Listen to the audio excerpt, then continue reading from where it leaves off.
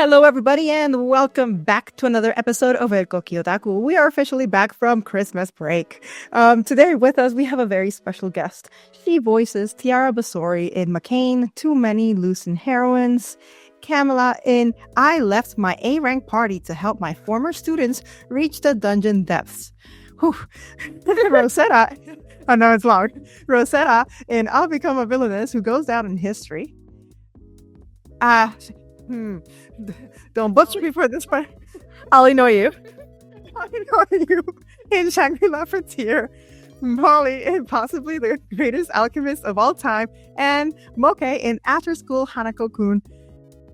Well, anyway, without any further ado, please give it up for Rebecca Chiara Marano. Thank you for having me. Thank you for holding with us. So many tech issues. Guys, computers update during the holidays. They're no joke. But we made it here. Thank you so much, Rebecca. Thank you. So many characters going on. Just in the past year, you have like a few characters very fresh. And I think we're going to kick it off with one of the characters that at least she's not a losing heroine yet. Forget about the character Tiara Basori in Makeine. Too Many Losing Heroines, which I freaking love that series. I'm so excited about it. For those who haven't seen this piece of art yet, which I don't know how they haven't seen it, how would you describe this anime series?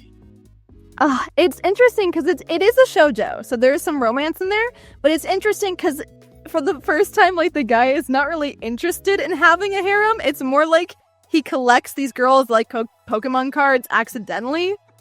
So basically, he just happens to be in the wrong place at the wrong time. And he keeps running into these girls who are trying to profess their love to the guys that they like, and they keep getting rejected, and then they become friends with him, and he's like, yeah, I guess we're friends now. I love this series. I had to, by the way, one of our latest panel, we were presenting a panel called, what's the name of that panel, Kiara? Melodies. It was too long. Okay, it was too long. Melodies from Another World, something. I can't even remember the name. Mm-hmm. And I had to add this series because we need to mention something, give credit to this series, because the opening, the credit 1, credit 2, credit 3, the budget went out of the house. It was crazy, the quality of those, the imaging. And also the series, one of those series that when you watch it, you feel like you're watching a movie, not a series of 12 episodes. So, talking about your character, she's not one of the main heroines yet. Yeah. Well, there's some theory going on the internet. How would you describe Tiara? Which we're going to, but there will be spoiler here, guys. Will be spoiler. We need to go cover all the gossip going on. I describe her as best girl, which I know is like the thing that the internet was saying too. She's such a quirky bean. Basically, like, because she's not interested in, from where we are in the anime, she's not interested in the main guy. She's kind of like crushing on like the president, and then she's kind of like a tsundere, but she's just so nervous. She's such a nervous girl, and I very much relate to that. So she's so cute, and she has this iconic outfit too that everyone was like, I can't wait for this episode where she's like in a maid outfit and then has cat ears, and she goes meow. So it's funny. I just googled her name because I was like, wait, I don't remember this character by name, and I see her, and then 1, 2, 3, 4, 5, 6, 7. The eighth image that pops up is she is hugging herself and just saying flat is justice. I'm like, oh my gosh, poor girl. Okay, so she's the one with the running trope here in this anime. I see, poor girl. That was one of I think the first things that she talked to about the main character is she has her little name tag, but she's embarrassed by her name, Tiara. And so she sees him looking at her chest, and she's like, why are you looking at my chest? And he's like, no, I'm looking at your name tag. And she's like, that's worse. And okay. I with the character, because sometimes I'm like, what happened you being accused of that or looking to somebody's chest? But I'm like, the name tag is over there. How am I going to call you? And yeah, I feel for this character. So a lot of weird theory going on, or fans rooting for her. So do you? Okay, I didn't know about this until a few weeks ago that many fans are like, oh my gosh, she's the one going to be winning here. for our main character, he's not interested in nobody, but she's a strong candidate. Do you see her happening? It's so weird because, like, I have not read ahead yet, mostly because I don't want to be spoiled. So where I'm at, it's like, she doesn't like him. But then again, that's anime, where they start off, like, not liking each other and then feelings start to develop. So, like, she's an amazing person. I think either way, she's a strong candidate. It just means, does she like him? That's what I care about. Moving on, living in school, living the high school life to a different life, talking about your character Camerat in I Left My Rank Party to help my former student reach the dungeon depths. At least you know it's not Meeting Abyss. It's a different dungeon. But, talking about this series, for those who haven't seen this series, which is one of the latest dub of the winter 2025, how will you describe this series? So, this series is basically about this one guy who's, like, the strongest member of his A-rank team, which is the best kind of team, but, like, the rest of the team sleeps on him, and they kind of, like, they don't give him the time of day. And so he leaves them and ends up joining this party of these girls he actually happened to tutor back when they were, like, training to be adventurers. And they're like, we'd love to have you in our party. And so he does that and, flourishes. And my character is the cutest little, like, floating eyeball with bat wings. I have a necklace I found today, and I realized it looks just like him. And he looks like this, except purple. And he's the streaming artifact. So basically, they take him out, and he flies around and he streams their fights, which then gets them more popularity and more pay and stuff like that. Wait, so this character have emotions? Yeah, he talks. So how's the actor? Do you bring the emotion to a character that it is like a streaming device, like you said? It's funny because they're just cute. They don't have any complex emotions, but like they say it's recording, it's ending, and I also get to do all the ending credit things where it's like, next up on this episode, here's the title. So that's one of those, can I say, one of those roles that surprise you, because many times when you think about sub character, you're going to think you're going to be online, but in this case, a character that also is the one who tell you about the next episode. Did that surprise you? Do you have any hint that will happen, something like that?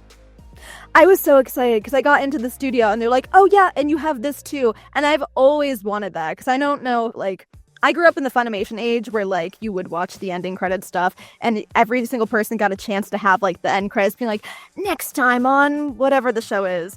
And they're just so fun. So to get to be able to come in each day and do that, it's just, Which I'm proud of you, because I keep saying to everybody that was part of that panel, people respect the opening, respect the ending credit. Don't freaking skip it. There's always clue. There's always extra over there. You're going to make something important or some hype. Lowering. I don't know if we're going to slow down with this one, but this is kind of intense. It's kind of fine and intense. Talking about your next character, Rosetta, in I Will Become a Villainess who goes down in history, which is surprising. For those who haven't seen Villainess yet, how would you describe this series? So I think this has also become a kind of trope where it's a person who then gets reincarnated as a video game character, except in this one, she wants to be the villain of the game. So I know that there's other series too where people also get reincarnated as a villainess of a game, but usually they're like, oh no, I don't want the bad ending, I want to be a good person. And she's like, no, I'm here for it, I want to be the villain. So, and my character is the family's main maid named Rosetta. Which is surprising your character, because technically it is like that interesting part, because the family doesn't want the villainess to be the villainess. Mm-hmm. She's the one who go down the hill at full speed, and people are trying to hold it like, be a nice lady, and she's like, yeah, sure, whatever. I need to struggle for my eyes. I will struggle for my eyes because I'm going to do good, doing evil, but do good. So yeah, this series brought a lot of drama so far. Any moment that captured your attention? I'm trying to say without, like, spoilers, but I think there's a moment where you realize it's not a typical, like, isekai kind of, like, they have a spin on it where it's like, no one is who they think they are, where you're like, oh, it's the villainess, but really she's, like, kind of a nice villainess, but she's trying to keep up her appeal. And then it's like, oh, wait, maybe the girl that's meant to be the nice one, the savior, maybe she's really the villainess. And there's like a lot of stuff that goes on there. It's like, oh, that's a turning point. I haven't finished it yet. But Okay. I haven't. I'm fine with a spoiler. Guys. We're going to drop a little bit of spoiler here. It may not be a spoiler. It's just it's a thought. No, I mean, I share that thought because many times our main hero, I hear from the couch like, dude, what the freaking hell's wrong with this girl? And she's toxic as hell.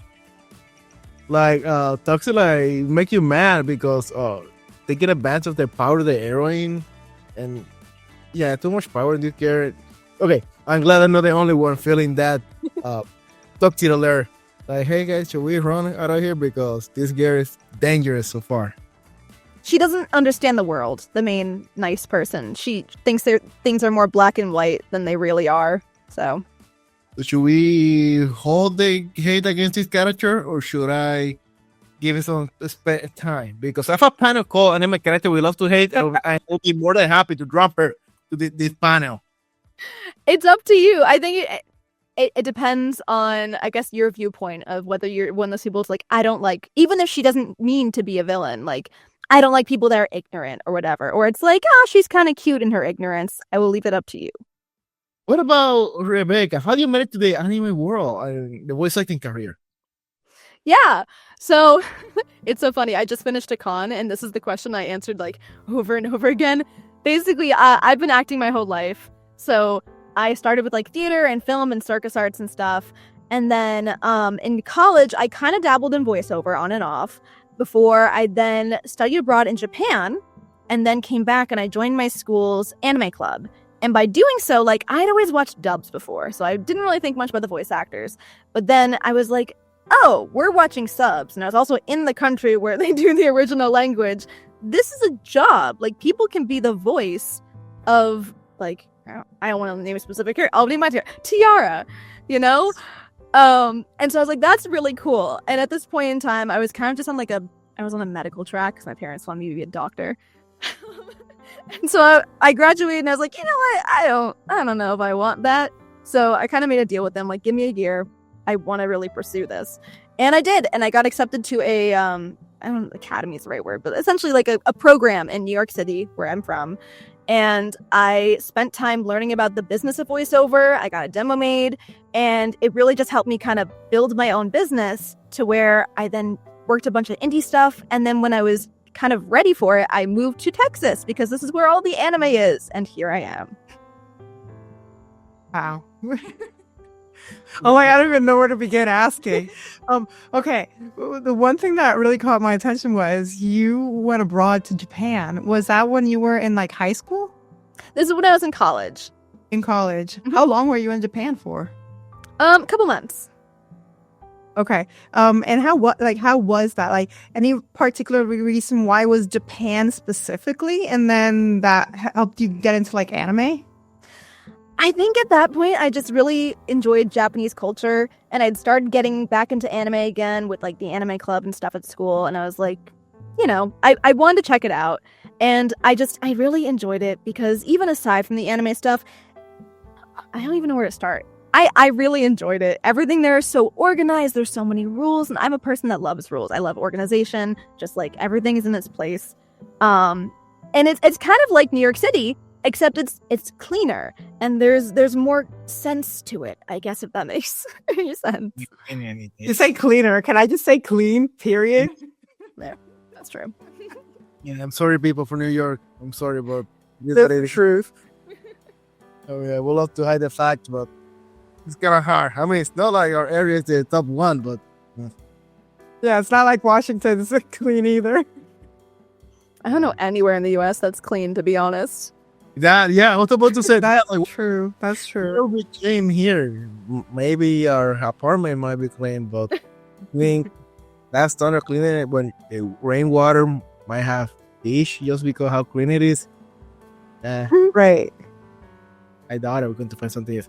But okay, that conversation, going back to your family, that's not any deal. Saying, hey, my daughter going to be an MD. And my daughter's like, hey, she's going to do funny voices. How that happen? They weren't thrilled, but at the same time, I was like brought up in that world because that's what's weird about it. My mom used to be a director in LA. Nothing big, but she did study that. And my dad, I don't know, he was okay with it. He was okay with the fact that my sister and I were kind of brought up in this very theatery, very film environment. So we were constantly shown all that stuff and encouraged to do that stuff as a child, as a teen, whatever.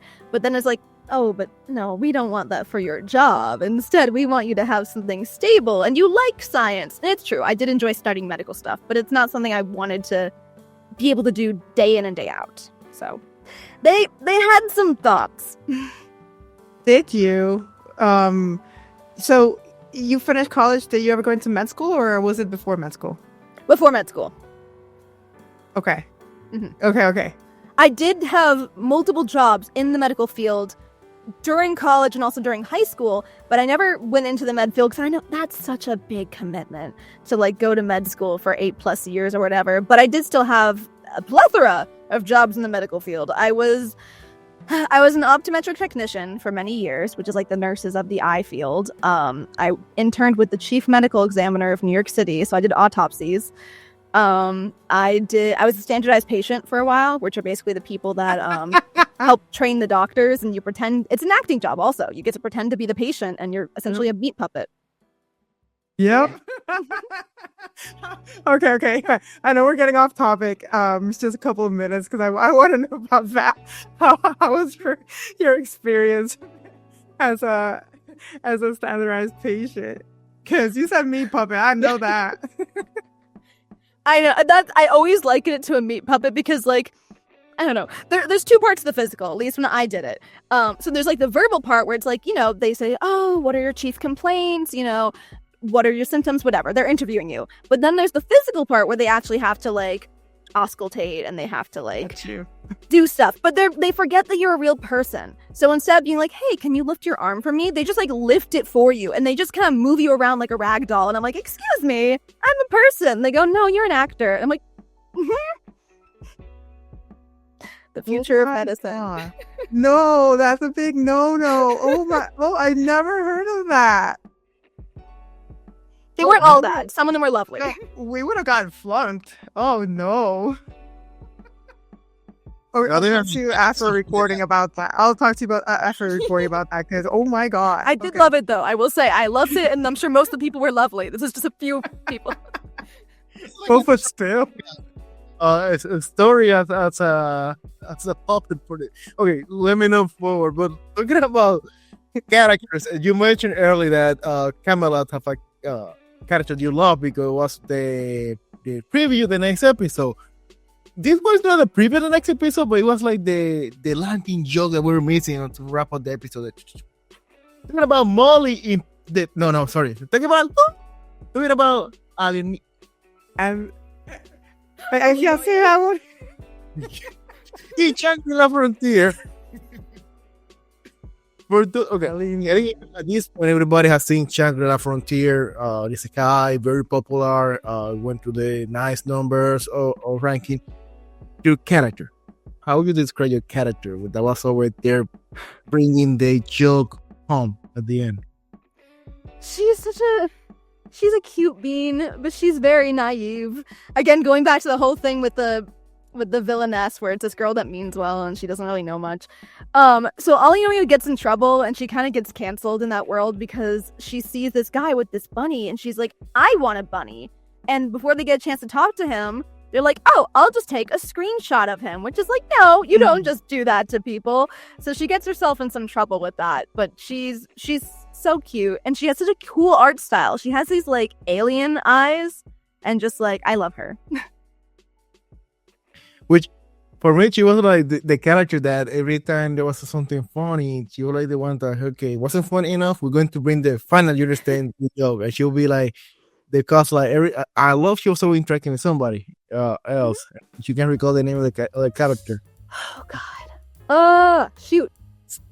To be honest, I don't remember only because no wait, it's something with an A. When I was doing this session with the director, he would just refer to the other girl as Big Boob Girl.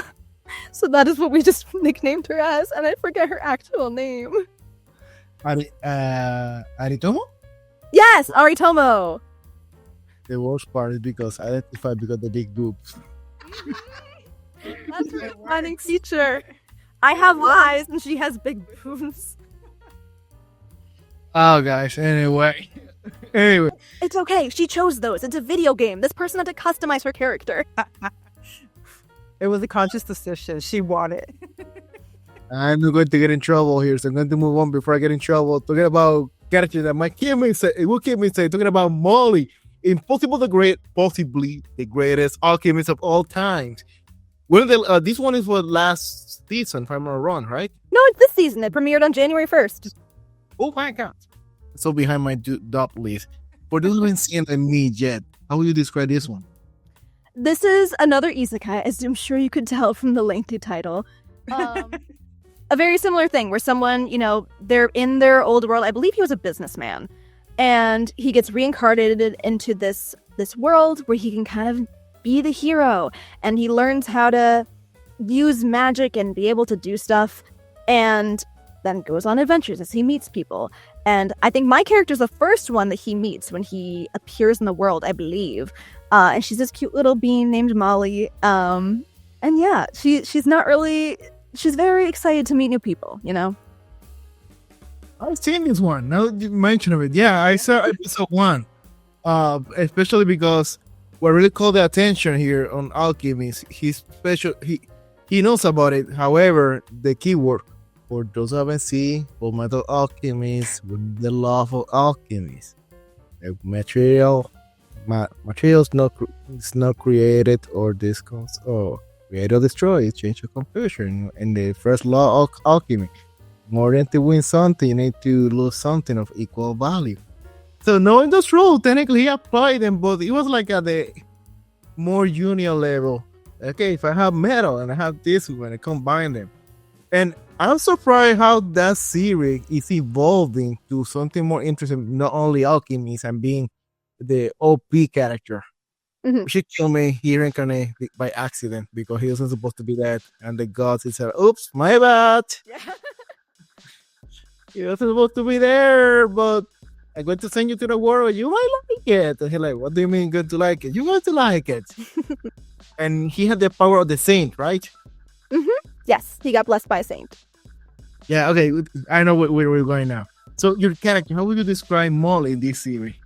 She's just a cute bean. She's excited to meet people and to help people out. And, she was almost going to be killed by a horned rabbit, and she got saved. This role is so funny to me because it's the second time I played a cute little girl that her entrance line is like, they're gonna eat me. And I'm like, if I had a nickel for every time I had this line. And I'm surprised also he said Tamar that he can don't make bees their friend and work for him because he's also have a big spider helping him, right? Yeah, Maple.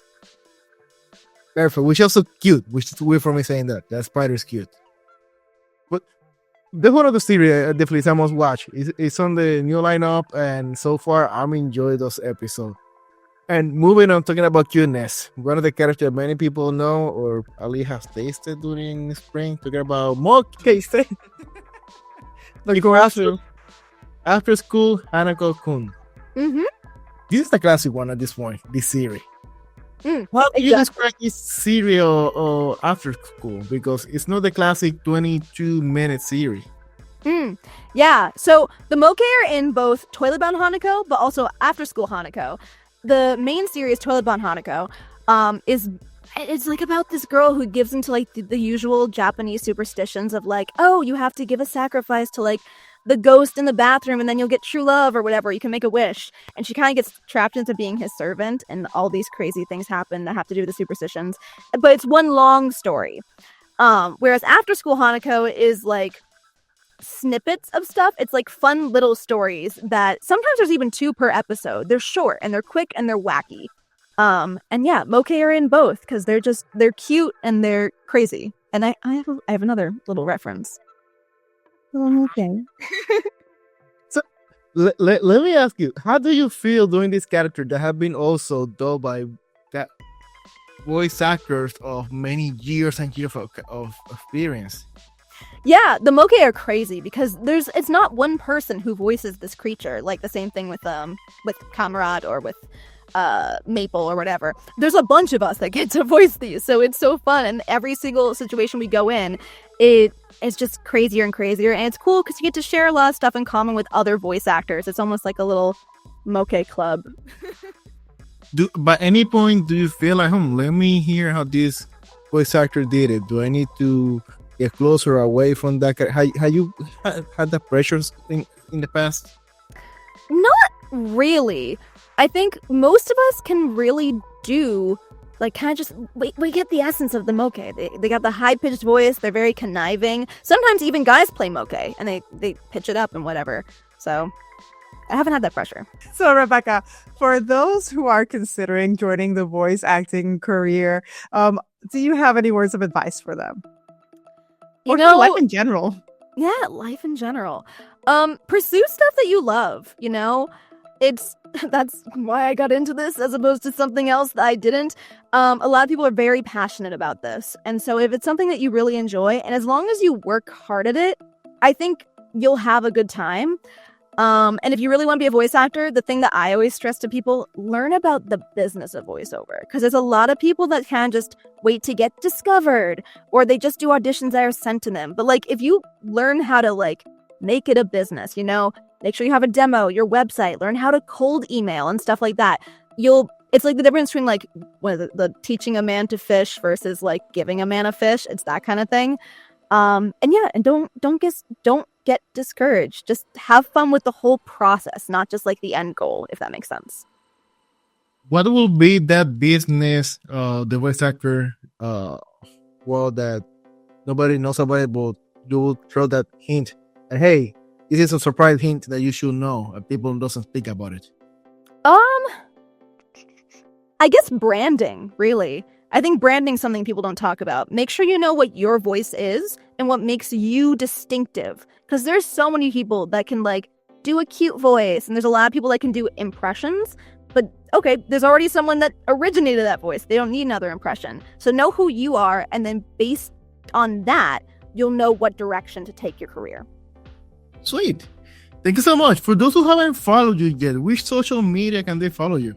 Yeah, so on Twitter, I am RCM Voice, and Instagram, it's RCM_voice, and I think my Blue Sky is the same thing as my Twitter, and that is it. And like always, guys, if you have any problem finding the link, just go down to the description of this video, scroll down, and over there you'll find Rebecca's link to her social media.